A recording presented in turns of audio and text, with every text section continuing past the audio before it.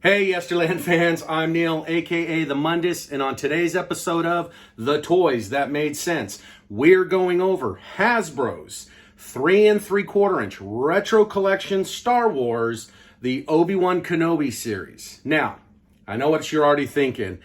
It sucked, just like Boba Fett, and I can agree with you to a point. But I'm in it for the long haul now with the retro collection, and I just want to keep it going, especially now that we were told we're getting the Return of the Jedi 3.75 action figures sometime next year. So I'm really stoked about that. And we saw that exclusive at San Diego Comic-Con. Guess what? We're getting the remainder 6 characters in the original 12. That's right, we're getting those too. So yeah, I'm pretty stoked about it. But anyways, let's get into this review. I want to see what these are all about. Again, we'll go into the video as I'm talking, or correction, we'll go into the TV series as I'm talking and reviewing, and you know, we can all chime in and put in our own opinions if you like in the comments. But here we go, just a quick little glimpse of what we got here. There we go, we got those 3 there. That's gonna be Darth Vader, the 5th brother, and Reva. We've got Obi-Wan and the Grand Inquisitor, and then Ned 8. So we're going to go over these in detail. So sit back, grab your favorite beverage and snack, and I'll see you in a few moments.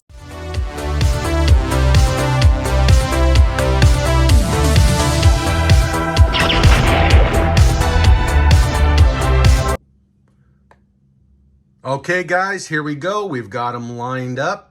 Let's go into it, starting from left to right. Again, Obi-Wan Kenobi, and they're calling him the Wandering Jedi in this line. Darth Vader, the Dark Times, the Grand Inquisitor, Reva, the Third Sister, 5th brother, and Ned B. This is our Obi-Wan series retro collection 3.75 that we were told we were getting just before the series aired. And now that the series is aired, and we kind of got the storyline of what was going on and who was the biggest character alongside Obi-Wan in this whole series, and we didn't get it. That's right, a young Princess Leia. I know a lot of us would have rather had a young Princess Leia over a Ned 8. We get 4 bad guys here, if you will, right off the bat, and only 2 good guys. So the balance there, if you will, in the Force is nowhere to be found. But anyways, would have loved to seen a Leia in this, but a small Leia. But you know what? The young Leia, we didn't get it. Anyways, moving on, let's get into it, all right? Starting with Ned B. Right off the bat, we get a decent picture of him. We get that retro sticker. That's obviously a nuisance. Looks like Hasbro's not doing away with it anytime soon. But overall, when you look at the figure looks tooled pretty decently. I do see an immediate discrepancy right off. If you're going to show the card back with this writing on the character, this foreign alien language, why not put it right here on the edge? How hard would have it been to put that into the paint scheme?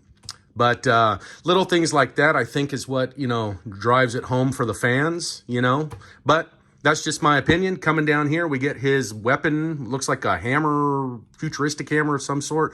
He's got his blue left arm here. Looking at the tooling overall, I kind of had a chance to look over these. He's not a bad-looking figure, but again, you know, some key points that Hasbro could have, or they missed there, most definitely. So set him to the side. Let's get him over here. Moving down the line, we got the 5th brother. Now, I'm not one for the expanded Star Wars universe. I kind of stick with the retro, original, 1977, forward, and then cut off right at the prequels. Yep, vintage only. But I do have a place for Star Wars figures in my collection that are going back and paying homage to that 3.75 retro. So I'm all about it. I dig it. I dig the card. Even though the cards suck here, they're too thin. There's no need for this retro, old-looking, beat-up card. We didn't get them that way as a kid. We only got them that way as if it was months later and they've been tossed around on the shelf, the pegs, and in, you know, baskets and stuff like that. Why they're doing it, I don't know. I don't get it, but anyways, moving on. 5th brother. Here we go. He gets that double-sided lightsaber just like the Grand Inquisitor gets.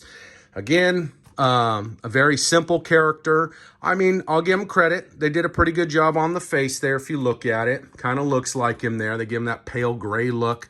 He's kind of got that Darth Vader-ish vibe going on in the uniform. I mean, other than that, that's what we got. I mean, there's nothing really to it. One thing that I noticed again on this card that Hasbro missed, look what we got right here. We got 4 red painted dots, lights, whatever they were. Not on the character. Could have been there. You already got this paint scheme with red and white. Why not just shoot those dots on there? So, in my opinion, Hasbro's missing the mark if they're going to continue to go this retro line if they don't do it. Now, moving into the controversial Reva, the third sister. Nothing against this gal whatsoever. Seems like a decent actress. I don't know why there was such a big stink about her. I get it. In today's age, everybody wants to bring in race and controversy. There's no need for it. There's no need for it in a fantasy sci-fi world. So I'm going to squash that right here, right now on my channel. I don't tolerate it. I'm against it. There's no need for it. And we're here to have fun and enjoy toys. So I don't get it. It irritates the hell out of me. But at the end of the day, she's not an overly bad looking character. The only thing, if I have to say about this character that I've looked at, is she's way too shiny. They made her face way, way too shiny. So, and there's not really that much paint in her eyes. It just looks like they dabbed them. So overall, the character's not bad. Again, I'm not fond of the storyline where they went with this in Obi-Wan. But at the end of the day, she's an actress. She's playing a character. She's paid to play this character. Give her a break, guys, and leave her race and her acting ability out of this. If her acting abilities fail in this, I usually chalk that up to the acting coach or the writing that went into it. And in this case, they really, really stretched the writing on this. They really, really, really want to push it on this series, making us believe that Obi-Wan and Leia were running around when she was a young child based only on that first encounter that we get when she's on the Death Star and Luke comes to rescue her and says, I'm here to rescue, or I'm Luke Skywalker, I'm here to rescue you. I'm here with Obi-Wan Kenobi. And she goes, Obi-Wan Kenobi's here? And think about it. That's where this storyline takes off. So we're really stretching the envelope here, Disney. So be careful where you're treading in these waters. Overall, it wasn't a horrible series. I have my reservations about it, but it was a hell of a lot better than Book of Boba Fett, by far. Anyways, moving along. Grand Inquisitor. Here we go. At least they did a fairly decent job on him. They really didn't miss any marks on this guy. At least he's got these eyebrows. I mean, I would have been freaking pissed if we see this picture of him, right? This photo of him off to the side and we didn't get his painted on eyebrows. If that wasn't going to be, I don't know.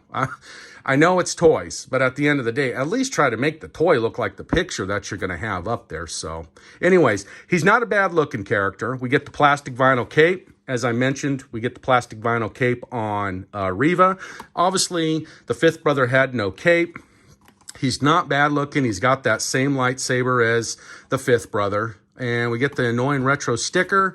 And then moving down the line, we get the famous Darth Vader, the Dark Times, Anakin Skywalker with these red-looking eyes. And it might be there we go. We can kind of see it right there. Not a bad-looking Darth Vader.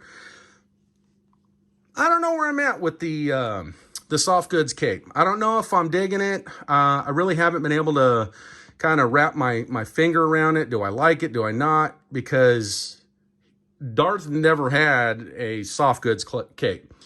And I know I'm sounding like real nerdish here when I say this. Obviously, Darth Vader came out with the plastic vinyl cape in all of the series when he was released in 77 and the early 80s and all that. But it's not bad. It looks good. I just don't know if I'm really sold on it yet. I do like that he gets this red lightsaber that he holds versus it telescoping and coming out of his hand. So that's pretty cool. They hit it on the paint job on his electronics that help him breathe and keep him alive. The head's kind of cool.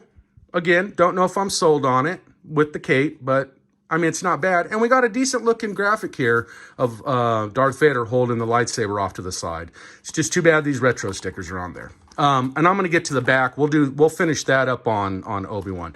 Now let's get into, is he the sore thumb out of the whole bunch here? Obi-Wan.